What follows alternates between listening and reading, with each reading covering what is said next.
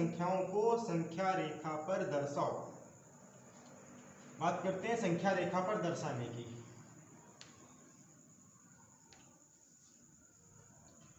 जैसे मैंने कहा, मैंने एक ये लाइन खींच दी, इसका एक मिड पॉइंट मैंने 0 लिया, 1 2 3 4 5, इसके पीछे मैंने -1 -2 -3 -4 ये मैंने लिखा।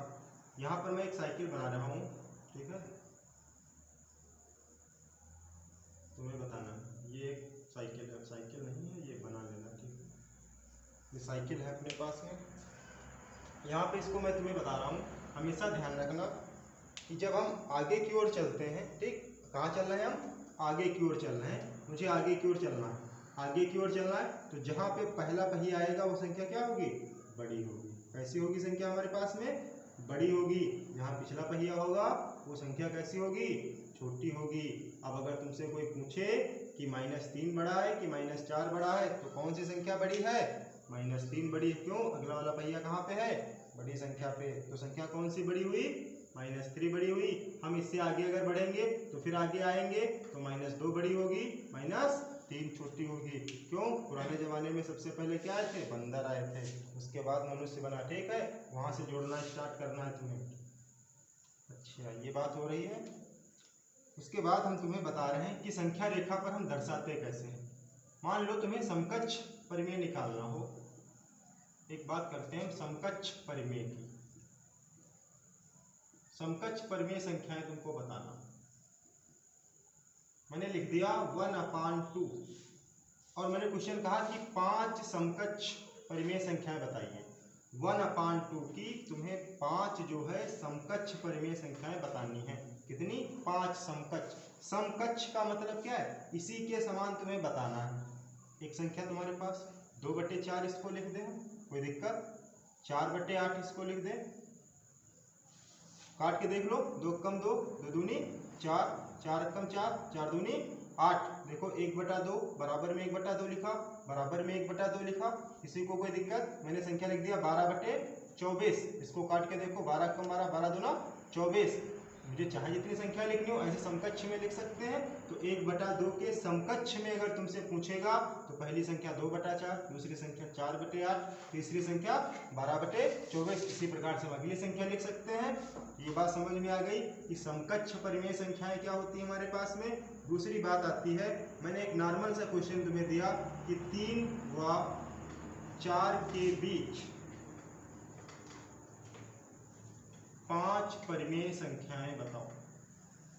5 परिमेय संख्याएं बतानी। ये तो समकक्ष परिमेय संख्याएं निकालनी थी। दूसरा क्वेश्चन तुम्हारा है 3 व 4 के बीच तुम्हें 5 परिमेय संख्या बतानी है कि इसके बीच में कितनी परिमेय संख्याएं, 5, ये तुम्हें बताना है। क्वेश्चन तुम्हारे पास में 3 और 4, 3 और 4 के बीच में 5 परिमेय संख्याएं बतानी है। तो जब इस टाइप का सवाल तुमसे पूछा जाए तो जितनी भी तुमसे परिमेय संख्याएं पूछे, कितनी पूछ रहा है, 5 संख्याएं पूछ रहा है, तो 5 लिख लो, उसमें एक ऐड कर दो, बराबर में कितना आया, 6 आया। अब संख्या लिख लो अपने पास में 3 और संख्या कौन सी है, 4। क्या करना है इसको, 6 आया ना तुम्हारे पास में, 6 से गुणा कर दो, 6 से भाग कर दो। इसको भी क्या करना है, 6 से गुणा कर दो, 6 से भाग कर दो। अब देखो इनकी मल्टीप्लाई करके, 18 बटे में कितना, 6, इनकी मल्टीप्लाई करो, 6 चौक 24/6। संख्या तुम्हारे पास में क्या बन गई, 18/6 और 24/6। हर बराबर है ना हमारे पास में, तो 18 के बाद 19/6, 20/6, 21/6, फिर 22/6, फिर 23/6। देखो 1 2 3 4 5, 18/6 और 24/6, इनके बीच में संख्या कितनी हो गई तुम्हारे पास परिमेय संख्याएं, 19/6, 20/6, 21/6, 22/6, 23/6। तो 3 व 4 के बीच 5 परिमेय संख्याएं बतानी थी। तो 3 व 4 के बीच कितनी संख्याएं हैं तुम्हारे पास में, 5 संख्याएं ना। तो 3 व 4 के बीच में अगर हमको निकालना हो, जितनी भी संख्याएं हमसे पूछे, ठीक, फिर से समझ लो इस क्वेश्चन को कैसे सॉल्व करेंगे, एक बार में देख लो फिर से। जितनी भी हमसे परिमेय संख्याएं पूछे, हमसे 5 पूछे, 8 पूछे, 10 पूछे, कितनी भी पूछे, जितनी पूछे उसमें मुझे क्या करना है, एक ऐड कर देना। एक ऐड कर देंगे कितना आ जाएगा, 6 आ जाएगा। फिर हमारे पास संख्याएं देख लो कौन कौन सी, 3 व 4, तो 3 लिखो और 4 लिखो।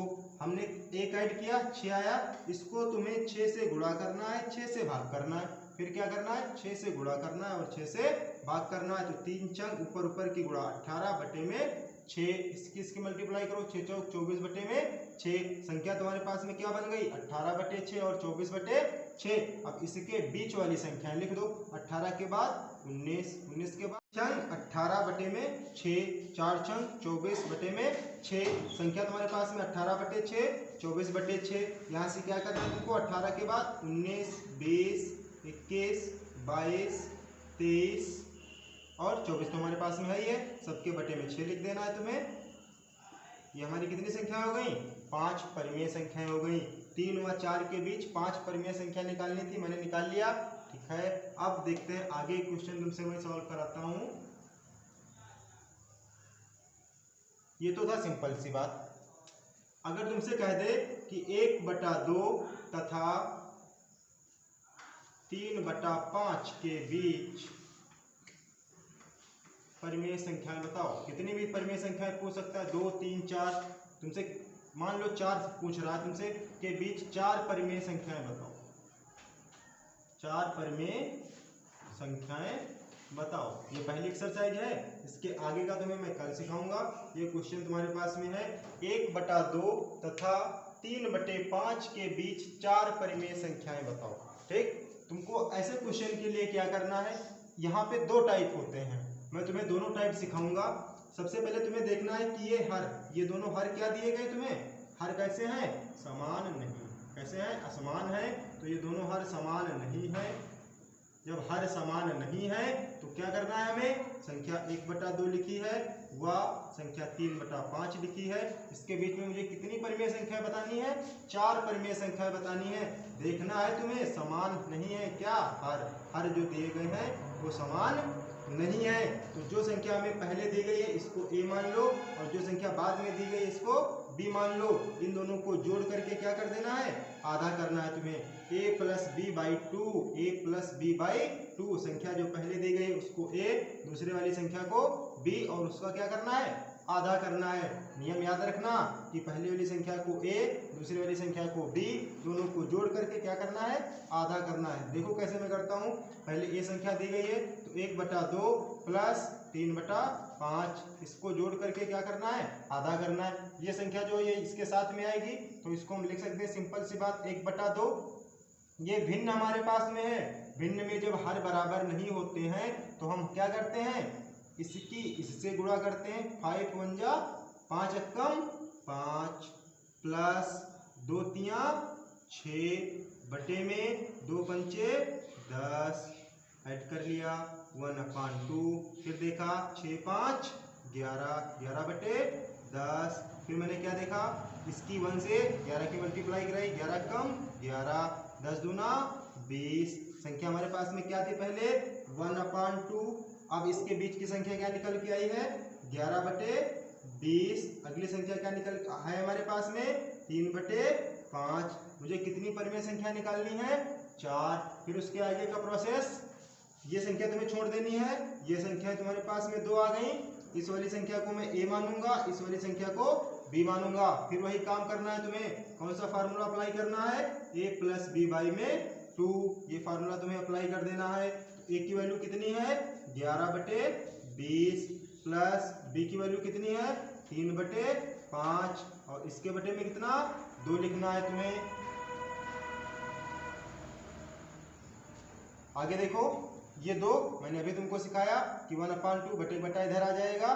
फिर क्या करना है, इनकी मल्टीप्लाई करना है। 11 से 5 की मल्टीप्लाई करेंगे तो 11 × 5 = 55 प्लस 20 की 3 से मल्टीप्लाई करना है, 20 × 3 = 60 बटे में 20 × 5 = 100। ऐसे ब्रैकेट बंद करना है, 1/2 ऐड कर देना है, 55 60 कितना हो जाएगा तुम्हारे पास में, ये 5 हुआ और 6 × 5 = 11, 115 बटे में 100। ऊपर की ऊपर से मल्टीप्लाई तो वो 115 बटे में 100 दूना 200।